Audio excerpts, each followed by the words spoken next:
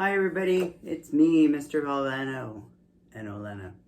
I hope you had a good day today and you had a good week. Week is over. You can breathe a little bit.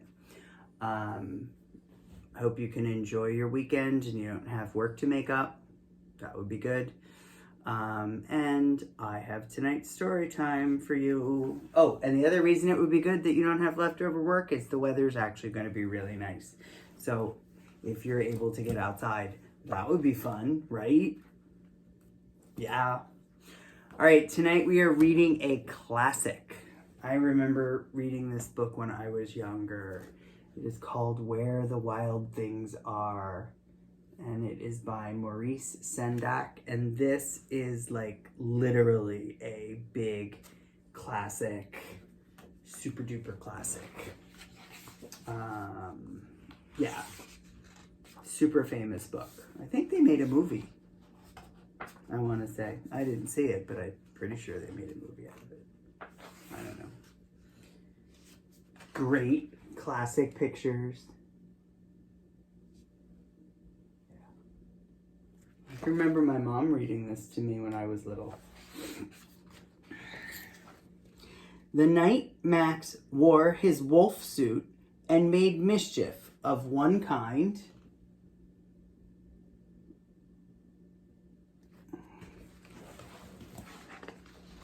and another,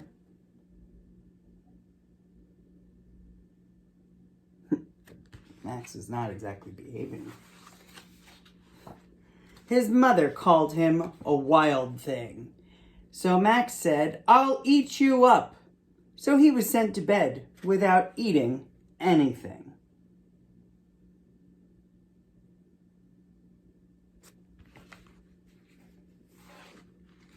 That very night, in Max's room, a forest grew.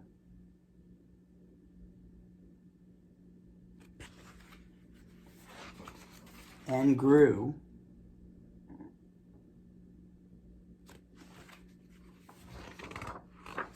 And grew until his ceiling hung with vines and the walls became the world all around.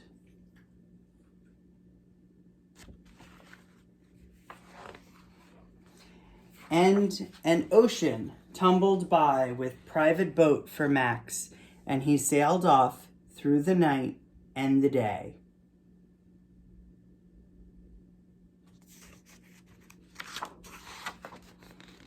And in and out of weeks, and almost over a year, to where the wild things are.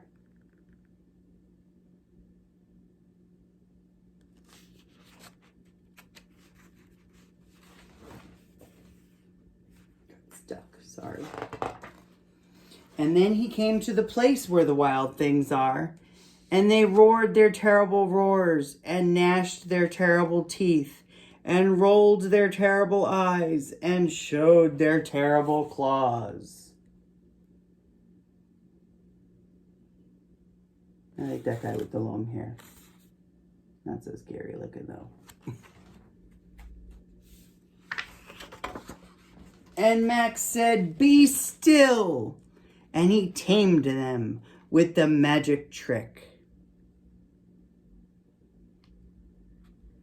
of staring into all their yellow eyes without blinking once. And they were frightened and called him the most wild thing of all.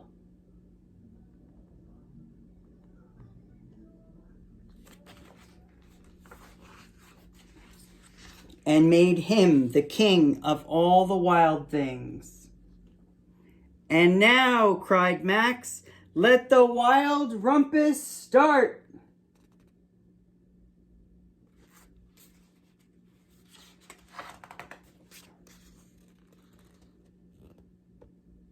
They're howling at the moon and dancing around. And swinging from trees.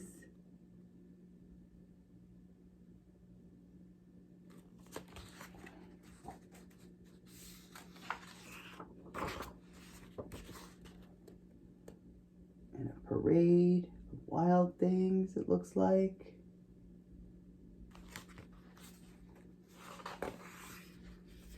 "Now stop," said Max, and sent the wild things off to bed without their supper.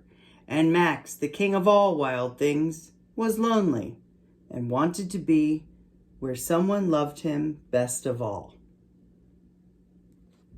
Then all around, from far away, across the world, he smelled good things to eat. So he gave up being the king of where the wild things are.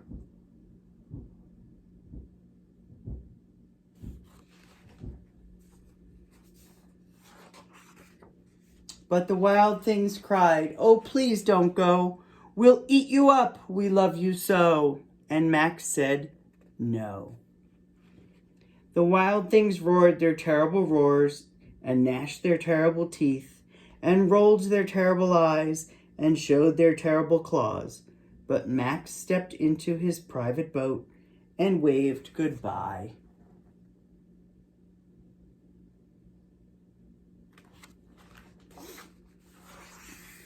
And sailed back over a year and in and out of weeks and through a day.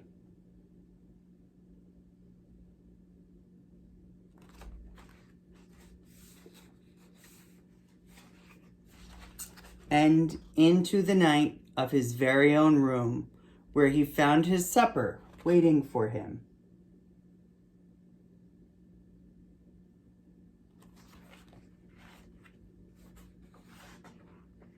And it was still hot.